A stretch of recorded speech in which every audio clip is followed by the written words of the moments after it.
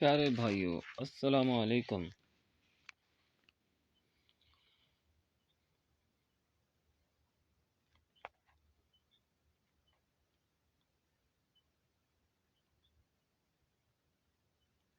اسلامی معلومات کے چینل کے ساتھ آپ کا بھائی ماجد آپ کی خدمت میں حاضر ہے۔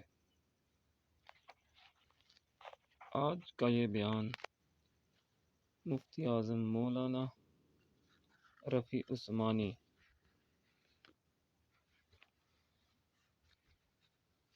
صاحب کی تقریر سے لیا گیا ہے۔ جنت کے حالات تقریر کا موضوع ہے۔ آج ہم اس پر بیان کرتے ہیں۔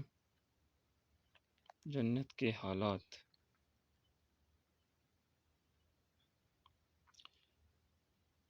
بزرگان محترم اور برادران عزیز، السلام علیکم ورحمۃ اللہ وبرکاتہ۔ میں نے آپ حضرات کے سامنے اس وقت تاجدار دو عالم سرور کونین رحمت للعالمین احمد مجتبی محمد مصطفیٰ صلی اللہ علیہ وآلہ وسلم کا ایک ارشاد گرامی پڑھا ہے کہ آپ صلی اللہ علیہ وسلم نے ارشاد فرمایا کہ روزہ دار کو دو خوشیاں نصیب ہوتی ہیں۔ ایک خوشی تو افطار کے وقت ہوتی ہے اور ایک خوشی اللہ سے ملاقات کے وقت ہوگی۔ افطار ویسے تو رمضان میں روزانہ ہوتا ہے اور اس پر جو خوشی ہوتی ہے اس کا مشاہدہ بھی ہم کرتے رہتے ہیں، اور جس طرح افطار کے وقت کا ہر ایک کو انتظار رہتا ہے،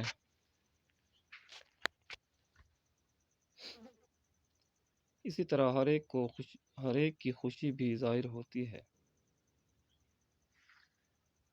لیکن ایک افطار چاند رات کو ہوتا ہے جس کی اگلی صبح کو عید الفطر کہتے ہیں۔ عید الفطر کو فطر کہنے کی وجہ یہی ہے کہ اس کے ذریعے سے انسان اپنے روزوں کو کھول لیتا ہے اور اس دن اسی خوشی میں عید مناتا ہے۔ اب اگر کوئی شخص یہ کہے کہ میں عید کے دن روزہ رکھوں گا تو اسے روزہ رکھنے کی اجازت نہیں ہے، کیونکہ عید کی خوشی اللہ نے ایسے لازم کر دی ہے کہ اگر کوئی شخص کہے کہ میں عید نہیں مناتا تو وہ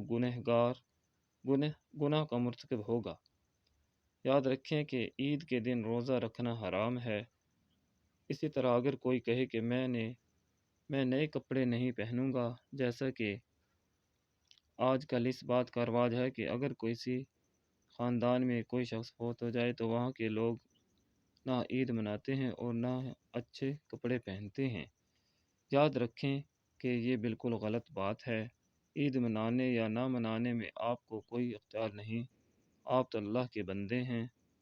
جب اللہ کا حکم ہے کہ عید مناؤ تو پھر آپ کو حکم کی تعمیل میں عید منانی چاہیے، اور بہتر سے بہتر جو کپڑے آپ کے پاس موجود ہوں انہیں پہنیں، خوشبو لگائیں، اجتماعی طور پر نماز عید میں حاضر ہوں اور عید کی نماز ادا کریں، اور اپنے عزیز و اقارب سے ملیں اور فقراء میں صدقہ فطر تقسیم کریں، اور کوئی میٹھی چیز بھی نماز عید کو جاتے ہوئے کھا لینی چاہیے۔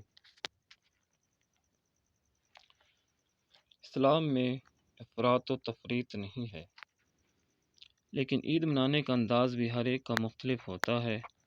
چنانچہ کچھ لوگ حد اعتدال سے بہت تجاوز کر جاتے ہیں، جیسے بعض لوگ عید کو منانے میں بے شمار رقم خرچ کر ڈالتے ہیں، اور کچھ لوگ بالکل ہی عید نہیں مناتے، خواہ وہ کسی کی مرگ کے سوگ میں ہوں یا کوئی اور وجہ ہو۔ ایسے لوگ بیجا افراط و تفریط میں مبتلا ہیں، جبکہ اسلام اس افراط و تفریط کا نام نہیں، بلکہ اسلام تو اعتدال اور درمیانی راہ کا نام ہے۔ رہا سوگ کا مسئلہ، تو یاد رکھیں کہ شریعت میں میت پر سوگ منانے کی اجازت صرف 3 دن ہے، اور بس اس کے بعد سوگ منانا جائز نہیں۔ بہرحال مستقل طور پر افطار لیلۃ العید میں ہوتا ہے اور پھر عید کا پورا دن افطار کا ہوتا ہے۔ اور لیلۃ العید کے افطار میں انسان کو یہ خوشی ہوتی ہے کہ رمضان کے فرائض ختم ہو گئے، رمضان کی ذمہ داریوں سے ہم عہدہ برا ہو گئے اور کھانے پینے کی پابندیاں بھی ہم سے ختم کر دی گئیں۔ اس کی خوشی میں انسان آئندہ آنے والے دن جشن اور خوشی مناتا ہے، اور یہ خوشی ایسی ہے کہ ہم میں سے ہر شخص کو ہر رمضان میں افطار کے وقت بحمدللہ حاصل ہوتی ہے۔ اس کے علاوہ ایک خوشی روزہ دار کو اپنے پروردگار سے ملاقات کے وقت بھی حاصل ہوگی، اور احادیث میں اس منظر کی تصویر کشی کی گئی ہے، جس کا مجموعہ میں آپ حضرات کے سامنے پیش کرتا ہوں۔ پل صراط سے پار ہونے میں لوگوں کے مختلف حالتیں ہیں۔ رسول اکرم علیہ السلام نے ارشاد فرمایا کہ جب قیامت کے دن حساب کتاب ہو جائے گا تو لوگوں کو پل صراط پر لایا جائے گا تاکہ وہ اس پر سے گزریں۔ چنانچہ جب لوگ پل صراط سے گزریں گے تو کچھ تو ایسے ہوں گے کہ جو اس سے زخمی ہو کر پار ہوں گے، اور کچھ لوگ اس طرح گرتے پڑتے پل صراط سے پار ہوں گے کہ ان کو اس میں 500 سال کا عرصہ لگ جائے گا، اور جو لوگ بجلی کی سی تیزی سے پل صراط سے پار ہو جائیں گے، کچھ لوگ بجلی کی سی تیزی سے پل صراط سے پار ہو جائیں گے، کچھ لوگ پرندوں کی طرح اڑ کر پار ہو جائیں گے، کچھ لوگ تیز رفتار گھوڑے کی طرح پار ہو جائیں گے، کچھ لوگ انسانوں کی طرح دوڑ کر پار ہو جائیں گے، اور کچھ لوگ ایسے بھی ہوں گے کہ جو پیدل چلنے والوں کی طرح پار ہو جائیں گے، اور جس کو جہنم میں گرنا ہوگا وہ اس میں گر جائے گا، اور خدا کے بیشتر مخلوق جہنم ہی میں گر جائے گی۔ اللہ پناہ میں رکھے۔ جہنم کے آنکڑے۔ پل صراط کے دونوں طرف جہنم ہے۔ اس طرح کے لوہے کے آنکڑے ہوں گے جیسے تنور میں ڈالنے کے لیے لوہا ہوتا ہے۔ جن لوگوں نے اپنے رشتہ داروں کے ساتھ بدسلوکی کر کے ان کی حق تلفی کی ہوگی یا والدین کی نافرمانی کی ہوگی، تو جب یہ اس کے اوپر سے گزریں گے تو وہ آنکڑے جہنم سے نکل کر ان کو زخمی کریں گے، اور اگر کسی نے بہت زیادہ حق تلفی کی ہوگی تو اسے کھینچ کر جہنم میں لے جائیں گے۔ بہرحال ہر انسان کے اعمال کے مطابق معاملہ کیا جائے گا۔ جہنم کو ایک نظر دیکھنے سے سب راحتیں ختم۔ جہنم کے نیچے سے چیخ و پکار کی آوازیں آ رہی ہوں گی، اور شور و غل ہو رہا ہوگا، اور جہنم کی بدبو اس قدر شدید ہوگی کہ سینکڑوں میل اور سالہ سال کی مسافت سے محسوس ہوگی، اور اس کی تمازت اور لپٹ ایسی خطرناک ہوگی کہ حدیث میں آتا ہے کہ میدان حساب میں پکارا جائے گا کہ ایسے شخص کو بلایا جائے جس نے دنیا میں سب سے زیادہ راحت کی زندگی گزاری ہو۔ جب وہ بلایا جائے گا تو فرشتوں کو حکم ہوگا کہ جاؤ اور اس سے جہنم کے اوپر سے ایک چکر لگوا لاؤ۔ چنانچہ حکم کی تعمیل کی جائے گی اور اس کو چکر لگوا دیا جائے گا۔ جب وہ شخص واپس آئے گا تو اس سے پوچھا جائے گا کہ بتا، تو نے دنیا میں کیسی زندگی گزاری؟ کیا تو نے کبھی راحت بھی پائی؟ وہ عرض کرے گا کہ اے پروردگار، مجھے تو راحت کا معنی ہی یاد نہیں رہا، کیونکہ میں نے یہ جو ایک مرتبہ جہنم کو دیکھا ہے، صرف اس کو دیکھ کر ہی میں ساری راحتوں کو بھول گیا ہوں۔ یہ تصور بھی نہیں رہا کہ راحت کیسی ہوتی ہے اور اس کا کیا معنی ہوتا ہے۔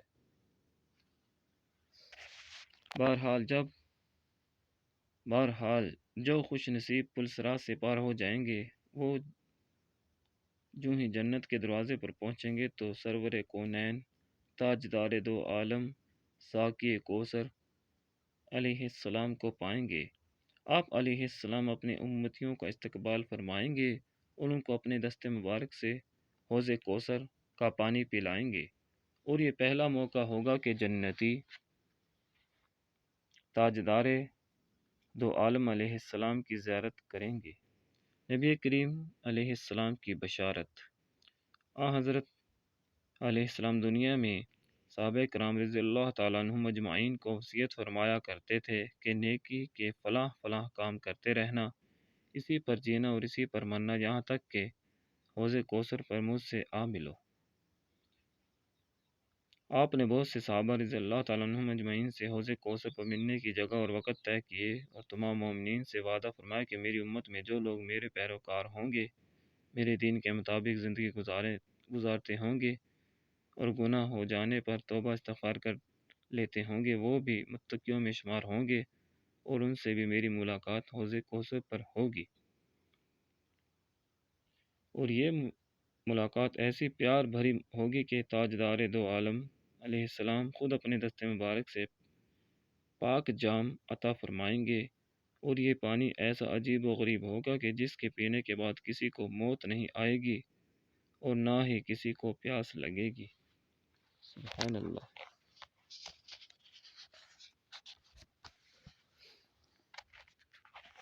حوض کوثر۔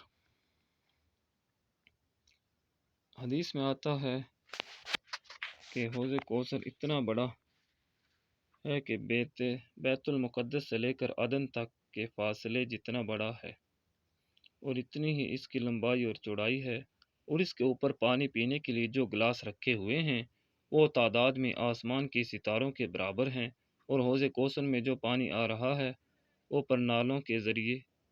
دو پرنالوں کے ذریعے سے آ رہا ہے جو جنت سے آتے ہیں۔ نبی کریم علیہ السلام سب سے پہلے جنت میں داخل ہوں گے، غرض کہ جب لوگ حوض کوثر پر جمع ہو جائیں گے اور جنت میں داخلے کا وقت آئے گا تو اس وقت کے بارے میں حضور علیہ السلام نے ارشاد فرمایا، میں ہی وہ پہلا شخص ہوں گا جو جنت کا دروازہ کھٹکھٹائے گا۔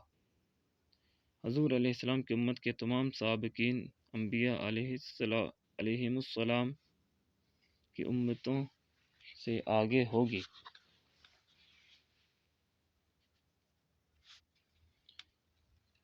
حضور علیہ السلام کی امت تمام سابقین انبیاء علیہم السلام کی امتوں سے آگے ہوگی،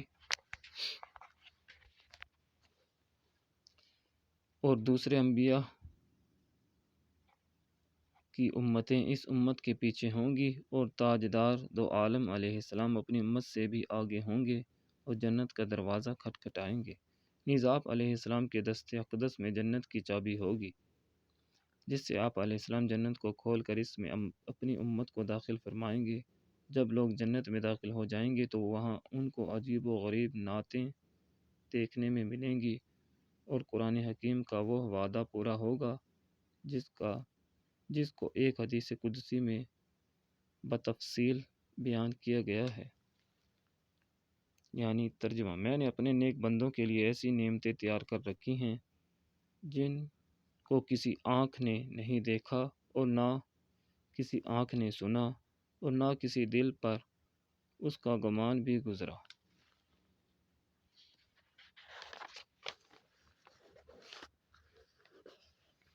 جہنم سے نکلنے والا آخری شخص۔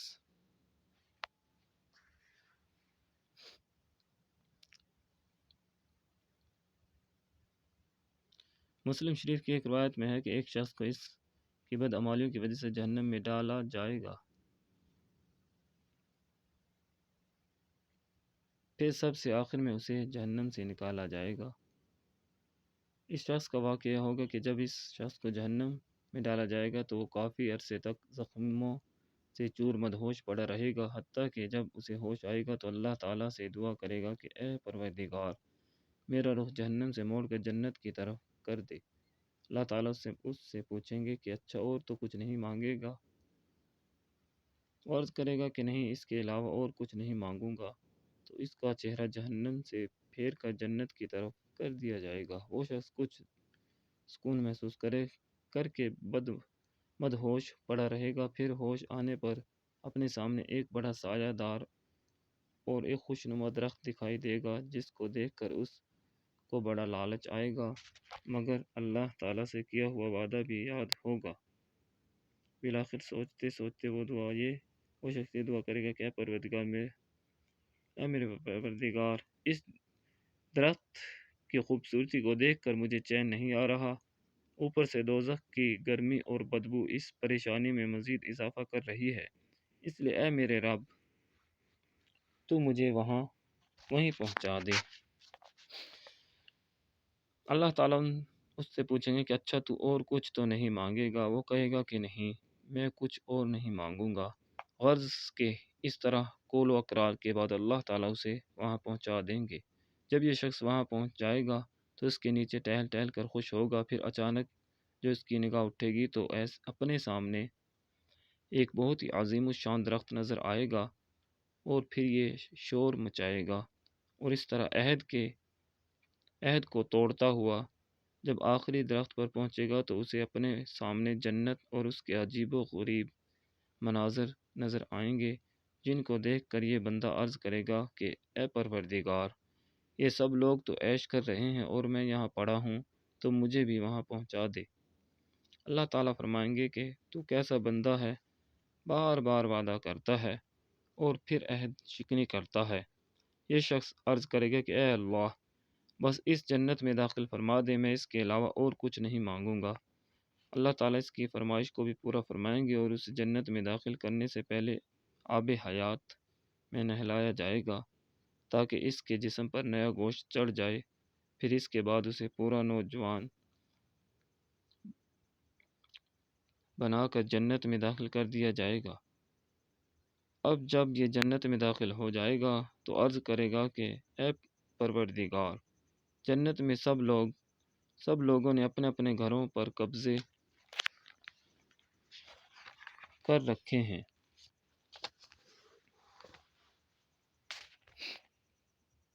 جس کی وجہ سے جنت بھر چکی ہے۔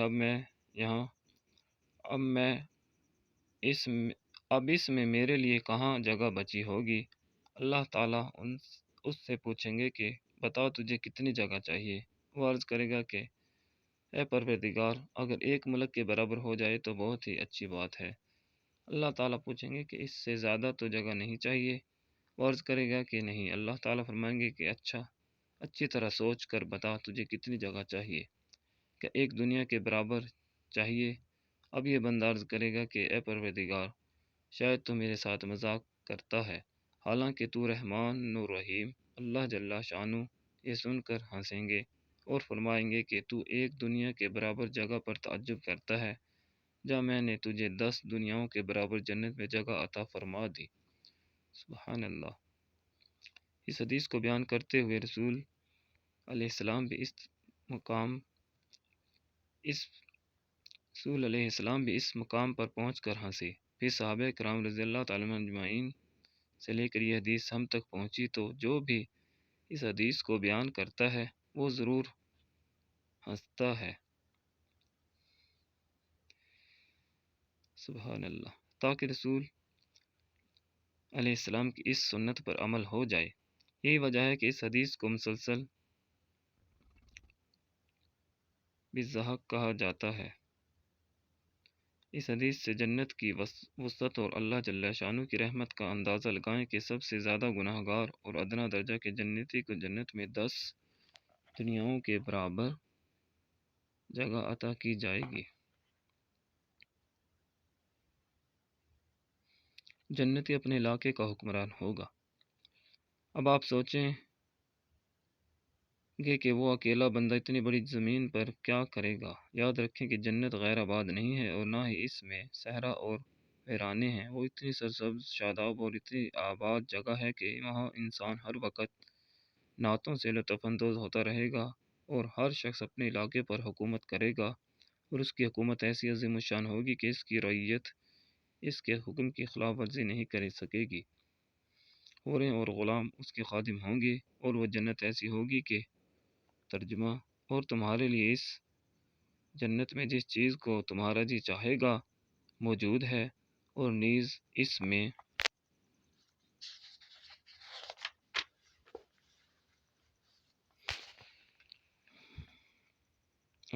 میں تمہارے لیے جو مانگو گے موجود ہے، یہ بطور مہمانی کے ہوگا، غفور الرحیم کی طرف سے جس چیز کی خواہش ہوگی وہ ملے گی۔ اللہ تعالیٰ نے اپنی یہ صفت بیان فرمائی ہے۔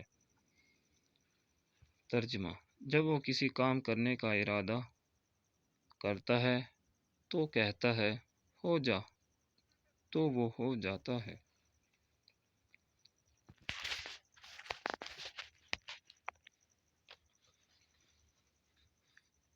یہ شان جل جلالہ جنتی کو عطا فرما دے گا، اور جو جنتی کسی کام کو کہے گا ہو جا تو وہ ہو جائے گا۔ جنت میں کھیتی باڑی۔ حدیث میں آتا ہے کہ ایک جنتی کو یہ خیال آئے گا کہ میں دنیا میں کھیتی باڑی کیا کرتا تھا جس سے مجھے بہت مزہ آتا تھا۔ اللہ تعالیٰ اس سے پوچھیں گے کہ کیا تیرا دل کھیتی باڑی کرنے کو چاہتا ہے؟ وہ عرض کرے گا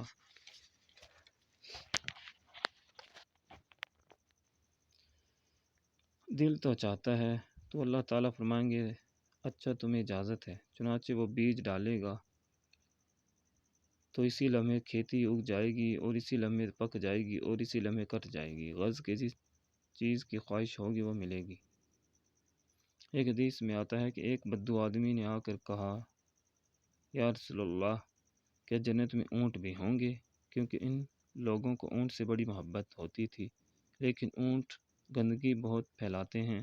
وہ جنت ایسی جگہ ہے کہ حدیث میں ہے کہ اہل جنت کو پیشاب اور پائخانہ نہیں آئے گا، اور نہ ہی وہاں کسی قسم کی گندگی ہوگی، اور وہ جو غذا بھی کھائیں گے وہ ڈکار کے ذریعے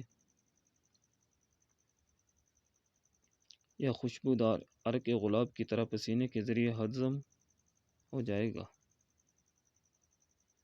وہاں بڑھاپا نہیں ہوگا، بلکہ بوڑھے جوان کر کے 33 سال کی عمر میں جنت میں داخل کیے جائیں گے۔ نہ وہاں داڑھی مونچھ ہوگی، نہ وہاں تکان ہوگی، اور نہ ہی کسی کو نیند آئے گی، کیونکہ وہاں رات ہی نہیں ہوگی۔ وہاں ایسی عیش ہوگی کہ انسان اس سے کبھی نہیں اکتائے گا۔ وہاں تمام جنسی لذتیں بدرجہ اتم موجود ہوں گی۔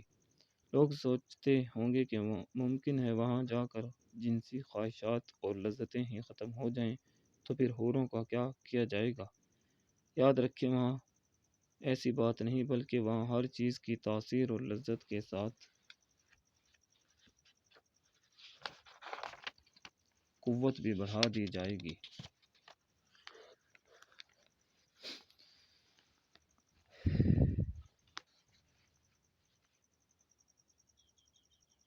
حدیث میں آتا ہے کہ جنتی آدمی کو اتنے بڑے بڑے علاقے دیے جائیں گے کہ جب وہ گھومنے جائے گا تو وہاں دیکھے گا کہ مختلف درختوں پر طرح طرح کے پھل لگے ہوئے ہیں۔ ایک بیر کے درخت کو دیکھے گا اور اس کا ایک بیر گھڑے کے برابر ہوگا۔ جنت میں جنتیوں کا قد و قامت بڑھا کر حضرت آدم علیہ السلام کے قد کے برابر کر دیا جائے گا، اور حدیث کے مطابق حضرت آدم علیہ السلام کا قد 60 ذرا 60 ہاتھ تھا۔ اب وہ جنتی اپنے اس قد و قامت کے ساتھ ایک شاخ سے ایک بیر کو توڑے گا اور اس کے 2 ٹکڑے کرے گا تاکہ اسے کھائے۔ جب وہ اسے 2 ٹکڑے کرے گا تو اس میں سے ایک حور نکلے گی، اور یہ حور ایسی خوبصورت ہوگی کہ اس شخص کے پاس جتنی بھی حوریں ہوں گی یہ ان سب سے زیادہ خوبصورت ہوگی۔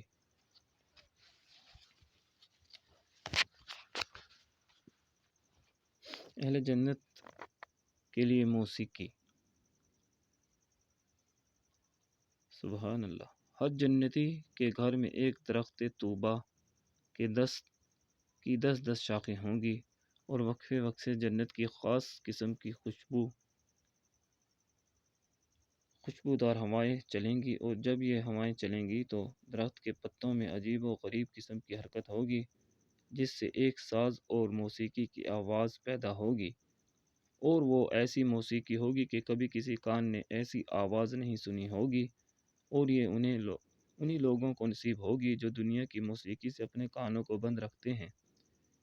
اس عیش و عشرت کے دوران ایک دن اعلان ہوگا کہ آج جشن منایا جائے گا، کہ آج جشن منایا جا رہا ہے، اس لیے اپنے اپنے گھروں سے نکلو، اور چنانچہ تمام جنتیوں کو ایک بڑے میدان میں جمع کیا جائے گا، اور ہر ایک کو اپنی مخصوص جگہ پر بیٹھ جائے گا اور ہر ایک اپنی مخصوص جگہ پر بیٹھ جائے گا، جس میں عام مسلمانوں کو مشک، عنبر، زمرد اور یاقوت کی کرسیوں پر بیٹھنے کی جگہ ملے گی۔ جب سب جمع ہو جائیں گے تو حضرت داؤد علیہ السلام کو حکم ہوگا کہ آپ اپنی آواز میں زبور سنائیے۔ جب حضرت داؤد علیہ السلام پڑھیں گے تو پوری مجلس میں ایک عجیب کیفیت پیدا ہو جائے گی۔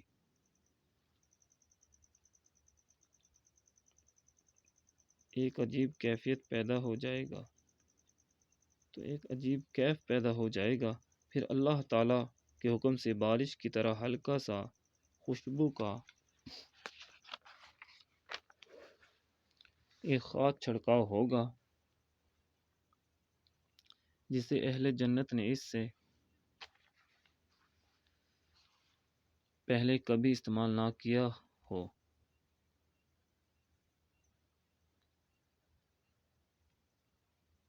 پھر حضرت اسرافیل علیہ السلام کو حکم ہوگا کہ تم اپنا نغمہ سناؤ، چنانچہ وہ اپنا نغمہ سنائیں گے، جس کو سن کر اہل جنت مبہوت رہ جائیں گے۔ اللہ کے دیدار کا سوال۔ پھر اللہ تعالیٰ پوچھیں گے کہ اے میرے بندو، میں نے تمہیں جنت دینے کا وعدہ کیا تھا، کیا وہ نعمتیں تمہیں مل گئیں؟ تمام اہل جنت پکار کر کہیں گے کہ یا اللہ، آپ نے ہمیں سب کچھ دے دیا۔ پھر اعلان ہوگا کہ اچھی طرح سوچو کہ کوئی نعمت رہ تو نہیں گئی۔ جنتی عرض کریں گے کہ اے پروردگار، تو نے ہمیں سب کچھ عطا فرما دیا ہے، اب کچھ باقی نہیں رہا۔ پھر جب دوبارہ اعلان ہوگا تو یہ آپس میں سوچیں گے کہ ایسی کون سی چیز رہ گئی ہے جس کے بارے میں بار بار پوچھا جا رہا ہے۔ تو یہ لوگ علماء سے رجوع کریں گے اور پوچھیں گے کہ علماء کہیں گے کہ ایک نعمت رہ گئی ہے جو ابھی تک تمہیں حاصل نہیں ہوئی، وہ یہ کہ اللہ نے تمہیں اپنا دیدار کرانے کا وعدہ کیا تھا، لہٰذا اس کا سوال کرو۔